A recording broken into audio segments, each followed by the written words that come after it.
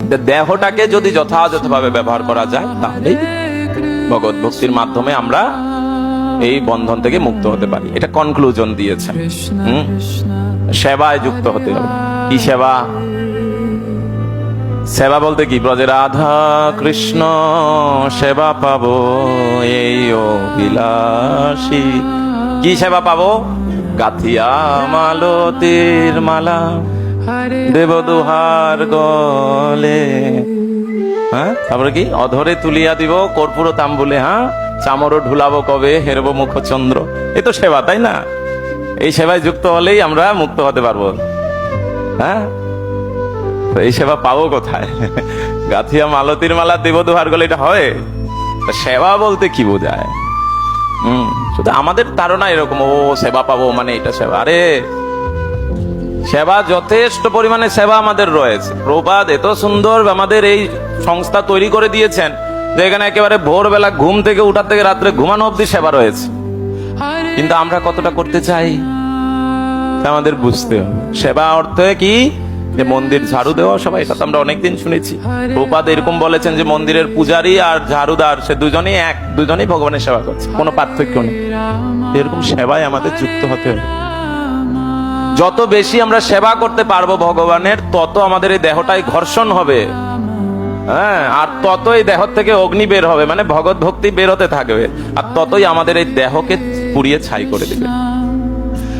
এবার বলছে আমরা যে ভগৎ কত ভালো একটা অফার এটাতে। বলেছে না ভগবত গীতার 2য় অধ্যায় 40 নম্বর শ্লোকে বলেছে ভগবান যে স্বল্পম প্রশ্নতে ধর্ম ত্রায়তে মহত ভয়াৎ। কেউ যদি অল্প একটুও করে তা অনেক বেশি ফল পাওয়া যায়। এই কথাটা কিন্তু এইখানেও তিনি বলেছেন। এখানে কি বলেছেন? শ্রী শ্রী রাধা মাধব অষ্টসখী বৃন্দ কি, পঞ্চদত্ত ভগবান কি।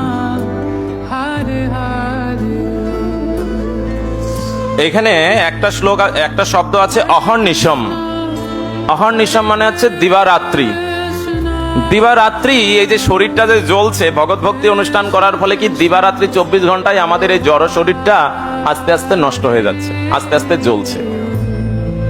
কিভাবে দিবানিশি কিভাবে হয়?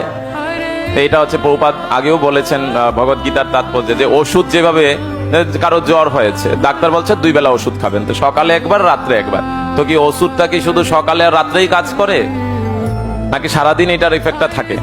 থাকে না। তো এরকম কেউ বলতে পারে আরে দিন রাত্র আমাদের শরীর এইভাবে আস্তে আস্তে জড়বন্ধন কেটে যাচ্ছে, কোথায় কাটছে? আমরা কি সারাদিন ভক্তি করি নাকি? যারা গৃহস্থ ভক্ত হচ্ছে সারাদিন তো আমরা ভক্তি করতে পারি না। আমরা সকালে এসে মঙ্গল আরতি করি, হরিনাম করি, তারপর তো ব্যবসা বাণিজ্য চাকরি বাকরিতে বেরিয়ে যায়। এরকম সারাদিন তো ভগবত ভক্তি করতে পারছি না। দুটা দিক আছে।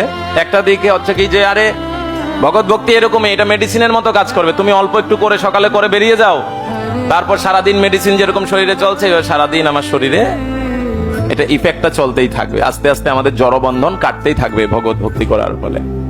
আরেকটা দিক আছে কি যে না, যারা ভগবানের উদ্দেশ্যে কর্ম করে, যজ্ঞার্থাৎ কর্ম অন্যত্র লোপায়ম, সে ব্যবসা বাণিজ্য করো, চাকরি বাকরি করো। আমাদের শ্রীশ্রীমৎ ভক্তিবিলাস গৌরচন্দ্র স্বামী মহারাজ বলেন যে তুমি যদি রাত্রে ঘুমাও আর সকালবেলা ঘুমানোর সময় চিন্তা করছো যে কালকে সকালে কিভাবে সেবা করবো, আর ঘুম থেকে উঠে ভগবানের সেবাতেই লাগছো, তাহলে যে মাঝখানে 6 ঘন্টা তুমি ঘুমালে, এই 6 ঘন্টা ঘুমানটাও তোমার কৃষ্ণ সেবা।